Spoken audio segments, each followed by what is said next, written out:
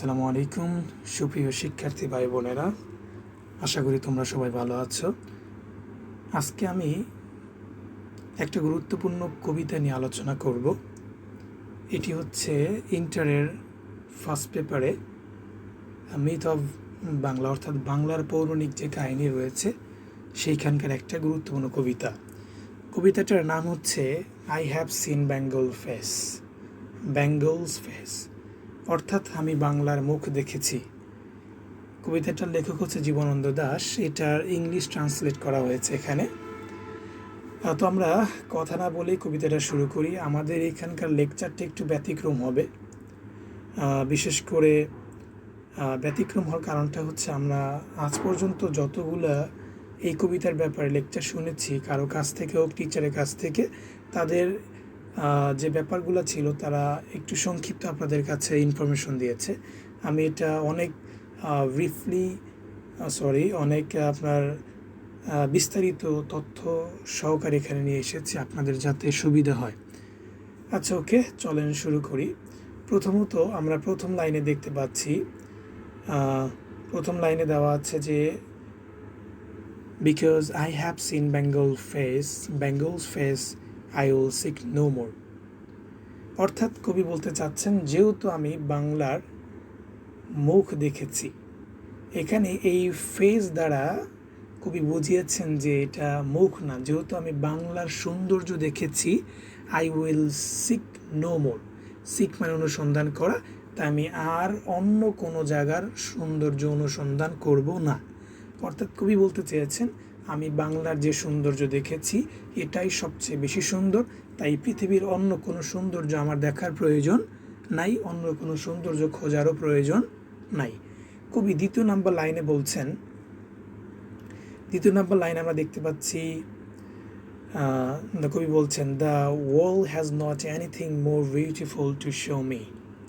অর্থাৎ the world has not anything, পৃথিবীর কিছুই নাই, কোথাওই নাই, more beautiful to show me, আমাকে দেখানোর মতো আরও সুন্দর কোনো কিছু নাই।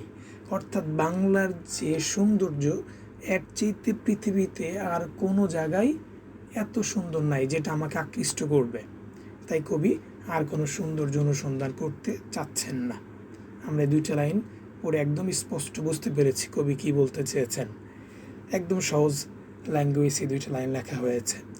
পরবর্তীতে আমরা 3 নম্বর লাইনে দেখতে পাচ্ছি যে এই লাইনে বলা হয়েছে যে walking up in darkness gazing at the fig tree. এখানে ওয়াকিং আপ ইন ডার্কনেস, এই ডার্কনেস মানে হচ্ছে অন্ধকার। অর্থাৎ কবি যখন ওয়াকিং আপ, জেগে ওঠেন, ঘুম থেকে ওঠেন, ইন ডার্কনেস, অন্ধকারে, মানে এখানে ভোরের কথা বোঝানো হয়েছে। যখন কবি ভোরে জেগে ওঠেন, গ্যাজিং, এই গ্যাজিং অর্থ হচ্ছে গভীর দৃষ্টিতে তাকিয়ে থাকা। তিনি গভীর দৃষ্টিতে তাকিয়ে থাকেন অ্যাট দ্য ফিগ ট্রি মানে হচ্ছে ডুমুর গাছের দিকে। অর্থাৎ যখন কবি ভোরে ঘুম থেকে ওঠেন তখন গভীর দৃষ্টিতে ডুমুর গাছের দিকে তাকিয়ে থাকেন।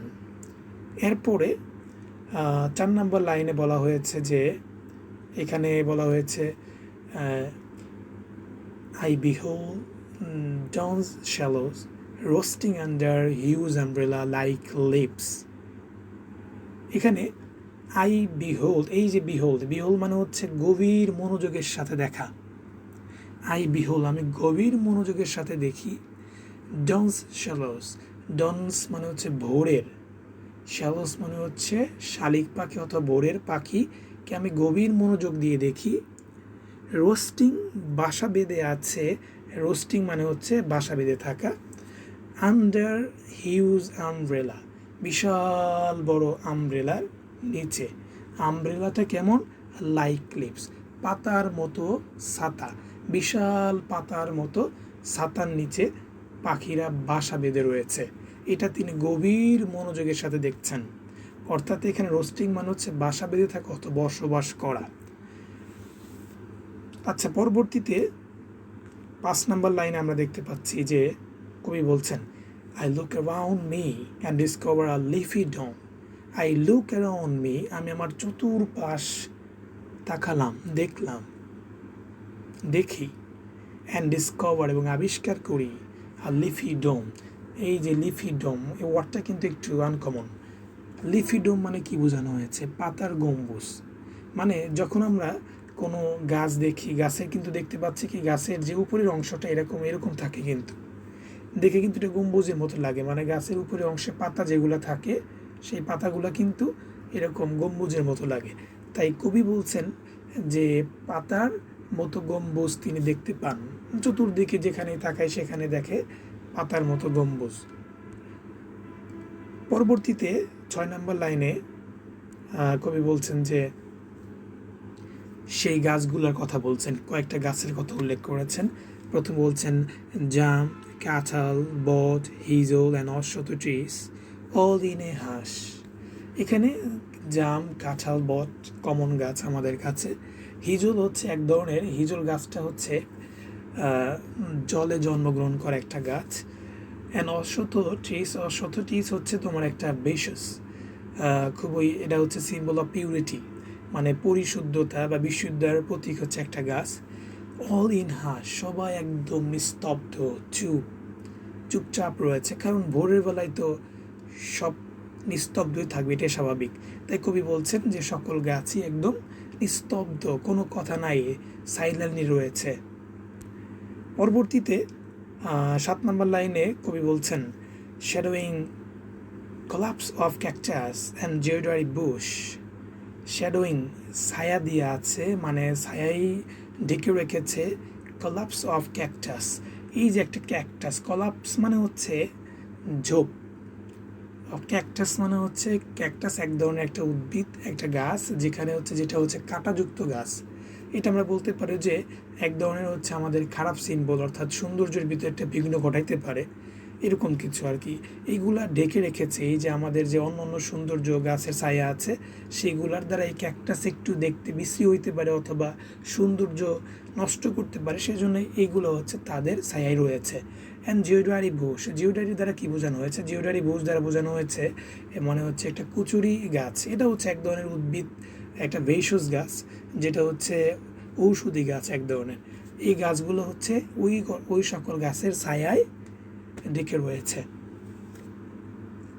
পরবর্তীতে 8 এবং 9 নম্বর লাইনে কবি বলছেন যে when long long ago চাঁদ came in his honeycomb boat, অর্থাৎ when long long ago অনেক আগে চাঁদ, এখানে চাঁদ দ্বারা বোঝানো হয়েছে চাঁদ সওদাগর।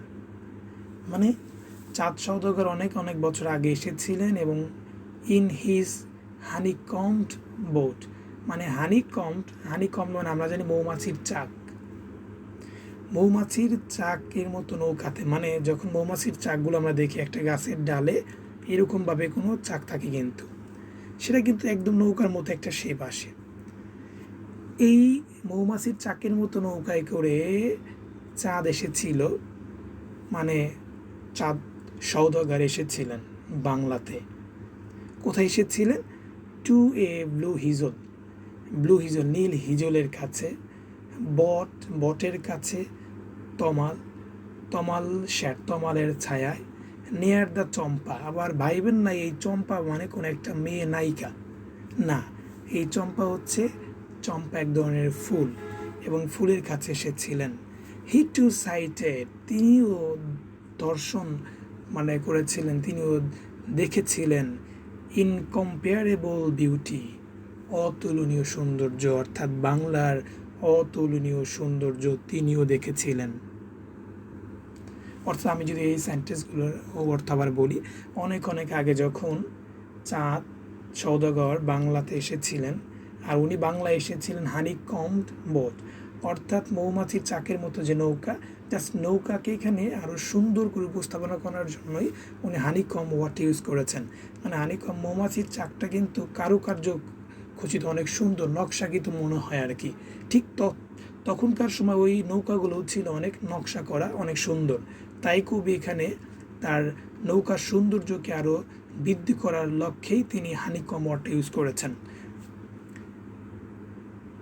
আচ্ছা, পরবর্তীতে আমরা নয় নম্বর লাইন চলে গেলে এখন হচ্ছে 10 আর 11 নম্বর লাইন আমরা দেখতে পাচ্ছি যে কবি বলছেন অন ডে একদিন লাস, দুঃখ পরাক্রান্ত মন নিয়ে বলছে, লাস দুঃখ প্রকাশ করেছে। ইন দ্য গঙ্গৌরি, এই গঙ্গারিউ মানে হচ্ছে এটা হচ্ছে গঙ্গা নদীর কোনো একটা উপনদী হবে, সেই নদীতে দুঃখ পরাক্রান্ত অবস্থায়। অন এ র্যাফট, এই র্যাফট অর্থ কী? র্যাফট মানে হচ্ছে ভেলা, মানে হচ্ছে আমরা যদি যে ভুরা বলে আঞ্চলিক ভাষায় কলার বোগ দিয়ে মানে কলা গাছ দিয়ে 2-3টে একসাথে করে পানিতে যে ভাসাই, এটা হচ্ছে র্যাফট। মানে অন এ র্যাফট, ভেলাই করে, অ্যাজ দ্য উইনিং মুন, মানে যেই সূর্য একদম মানে একদম ক্ষীণ, অল্প একটু প্রায় ক্ষয় গিয়েছে এরকম সূর্য, এরকম চাঁদ।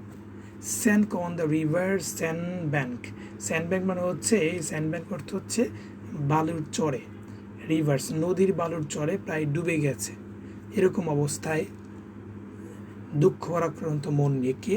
এখানে একটু আমাদের ব্যাখ্যামূলক উত্তর দেওয়া দরকার।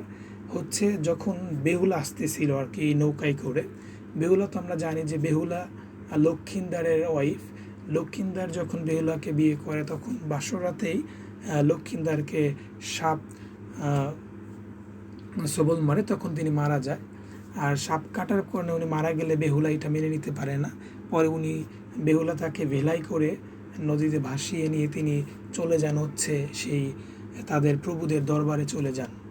এই যাওয়ার পথের কথা বলছেন, যখন তিনি যাচ্ছিলেন ভেলায় করে তখন প্রায় চাঁদ প্রায় ডুবে যাচ্ছিল বালুর চরে।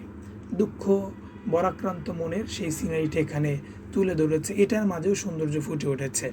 পরবর্তীতে আমরা দেখতে পাচ্ছি হচ্ছে 12 এবং 13 নম্বর লাইন। এই লাইনে এই 12 এবং 13 নম্বর লাইনে কবি বলছেন বেহুলা টু স, বেহুলাও দেখেছিলেন কাউন্টলেস অশত গাছ দেখেছিলেন, ব্যাটস মানে বাদুর দেখেছিলেন, বিসাইড গোল্ডেন রাইস ফিল্ড, সোনালি ধানের পাশে এই সুন্দর অশত গাছ এবং বাদুর দেখেছিলেন। অ্যান্ড হিয়ার শুনেছিলেন থ্রাশ সফট সং, থ্রাশ হচ্ছে এক ধরনের ছোট পাখি, অনেক সুন্দর গান গায়, সেই পাখির গান শুনেছিলেন। পরবর্তীতে আমরা একদম শেষের দিকে চলে এসেছি, 14 এবং 15 নম্বর লাইন। অন ডে একদিন, অ্যারাইভিং পৌঁছায়, ইন আমারা হচ্ছে একটা তাদের এমন একটা জায়গা যেখানে প্রভুরা দরবার বসে। আমারাতে পৌঁছায় বেহুলা লক্ষিন্দারকে নিয়ে। ওয়ার গড হেল কোর্ট, মানে আমারাকে কি এটা কি স্পষ্ট করে দিয়েছে, ওয়ার গড হেল কোর্ট, যেখানে প্রভুদের গডসদের সভা বসে। When she dance like a desolate wagtail, যখন তিনি সেখানে নৃত্য করছিলেন, নাচতেছিলেন, ডেসোলেট একা একা একটা পাখির মতো, অর্থাৎ যখন তিনি, এটা একটি খঞ্জন পাখি বলা হয়, এই পাখিটা হচ্ছে খুবই চতুর, মানে অনেক বেশি নড়াচড়া করে। বেহুলা অনেক দুঃখ পরাক্রান্ত মন নিয়ে যখন সেখানে নাচতেছিলেন বা ড্যান্স করতেছিলেন, পরবর্তীতে কি হলো, তখন হচ্ছে কবি বলতেছেন যে Bengal's river fill flower wide like strings of wheels on her feet, মানে বাংলার নদী, বাংলার ফিল্ড, বাংলার ফ্লাওয়ার, যত কিছু আছে সব কিছুই ওয়েল কান্না করছে। কিভাবে কান্না করছে? লাইক মতো, কিসের মতো কান্না করছে? String of bells on her feet, মানে স্ট্রিং মানে হচ্ছে একটা ধ্বনি, স্ট্রিংস অফ বেল মানে তার পায়ের যে নুপুর ছিল, নুপুরের যে একটা আওয়াজ হচ্ছিল নাচের তালে তালে, এইরকমভাবে পুরো বাংলার নদী, মাঠ, ফুল সবাই কান্না করতেছিল, কারণ বেহুলার ভালোবাসা, বেহুলার দুঃখ থাকা সত্ত্বেও তিনি নাচতেছিলেন। এটা একটা সিম্বল, একটা স্যাড সিম্বল এখানে আমরা দেখতে পেয়েছি। এইভাবেই কবিতাটা শেষ হয় আর কি। মানে কবি এখানে জাস্ট বলেছে যে উনি সব কিছুতেই বাংলার সৌন্দর্য দেখতে পান, দুঃখের মাঝেও, সুখের মাঝেও, ঘুমের সকল সময় তিনি বাংলার সৌন্দর্য দেখতে পেয়েছেন। আর কবিতায় যেহেতু পৌরাণিক কাহিনী নিয়ে লেখা, সেজন্য এখানে বেহুলা লক্ষিন্দার ব্যাপারটাও এসেছে। অনেক সুন্দর কবিতাটা আর কি। এখানে আমাদের তো কবিতা থেকে একটা সামারি আসবে, সেই সামারিটা আমরা এখানে লিখে দিয়েছি। অনেক সুন্দর করে সামারিটা লেখা আছে। সামারির পরে আবার এটার অনুবাদ দেওয়া আছে। এরপর হচ্ছে আপনারা দেখতে পাচ্ছেন যে এখানে কোন শব্দ দ্বারা কী বোঝানো হয়েছে।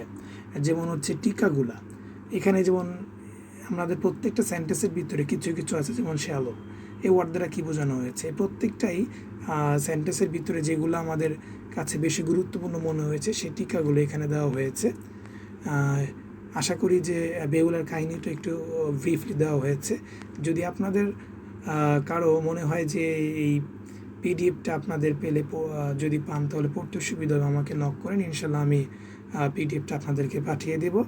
আর এরকম প্রত্যেকটাই কবিতা অথবা যে কোনো